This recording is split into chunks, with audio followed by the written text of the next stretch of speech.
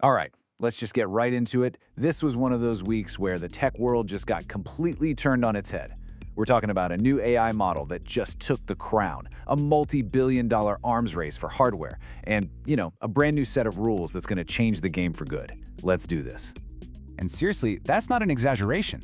This week alone, we saw a move from Google that could literally make your phone's assistant 10 times smarter, a deal that might change the speed of the internet itself, and we even got a look at how AI is going to pilot missions to Mars.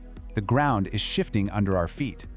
So, first up, the battle for AI supremacy. It has just hit a whole new level. I mean, the big players aren't just competing anymore. It feels like an all-out war for who's going to own the future, and it's making everybody move way faster than they planned.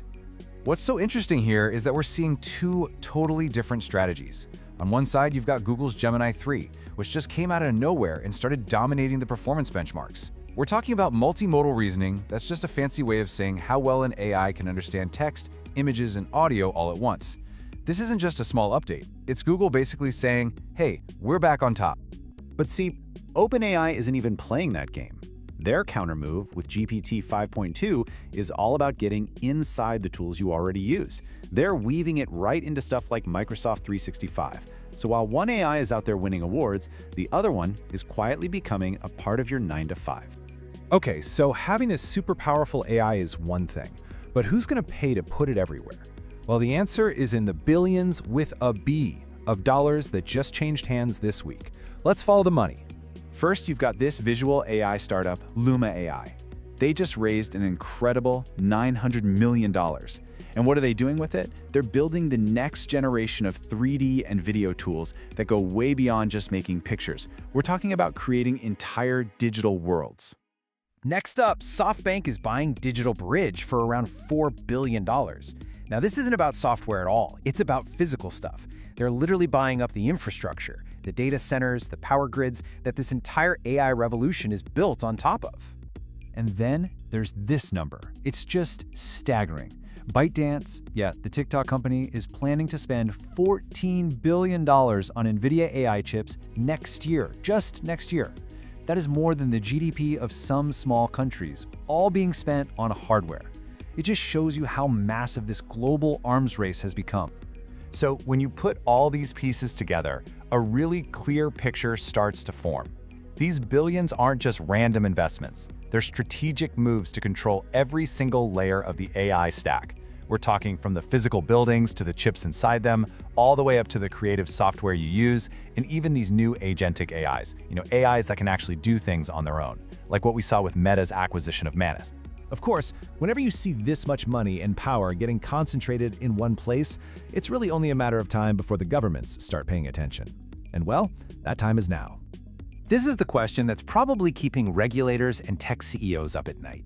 I mean, as these systems get more and more capable and woven into our lives, the old rules just don't work anymore. A whole new framework is being built as we speak. And the new reality is really built around this one core idea: algorithmic responsibility. Starting in January 2026, a whole bunch of new laws are hitting the books, forcing tech companies to deal with this complicated web of regulations on everything from data privacy to AI safety. The whole move fast and break things era? Yeah, that's pretty much over. And as the rules here on Earth get a little tighter, the frontiers for AI are expanding into some places that are honestly just mind-bending. We're now seeing AI pop up in areas that used to be pure science fiction. So get this, people are now talking about space AI. Researchers are building autonomous systems that can actually run deep space missions, navigate orbits, control robots millions of miles from Earth, all in places where you can't just get a human to help out. This is AI being pushed to its absolute limit. And then back here on Earth, there's a new model for national security taking shape. It's called Sovereign AI. A perfect example is Ukraine, which is using Google's tech to build its own secure, independent AI systems. It's all about nations taking control of their own digital destiny and building defense-level AI that they can actually trust. Okay, so that was the big picture stuff, but a ton of other important things happened this week. Let's just run through them rapid-fire style.